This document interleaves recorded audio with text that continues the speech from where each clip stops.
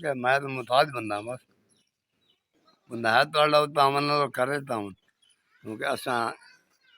अहल हैं ना अहल नहीं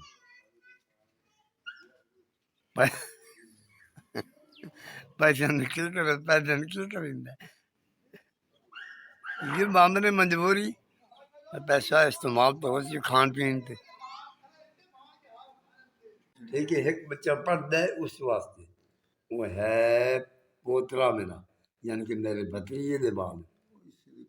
भाई मेरा वो आदा करदा कम वही शुदा मजबूर है एक तका ते बाकी खर्चा 1200 रुपया दुध का महाना खर्चा ठीक है जी बाद महाना 5 किलो चीनी ते तकरीबन अद्धा किलो पत्ती ते 3 किलो ऐल जेड़ा रेट अज 450 रुपये हाँ जी 4.5 ते 4.5 ते 4.5 इन्नी समझ लो 1400 रुपये ये खर्चा ही ते महाना खर्चा चीनी का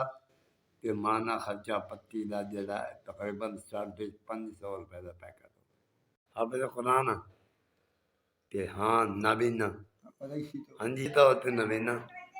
ते इत्थे मैं मतलब किसी को रैश पसी खानदान का इंतजाम वही कर देंगे ते मेरी कोई जरिया है आमदनी नहीं माश नहीं मेरी शादी नहीं तो नहीं शादी ना शादी इस बात जितने काम से कर सकते हो उतने कर दो हाँ हाँ तो शुक्रिया अदा करते हैं अल्लाह दोनों जजाय खैर दे 5000 वाला मिल गया तो शुक्रिया अदा करने उन्होंने लोगों का जिन्हें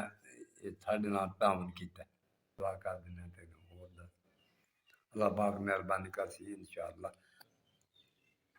SGS का सारे टीम का शुक्रिया अल्लाह मेहरबानी कर सी इंशाअल्लाह जती सती बंद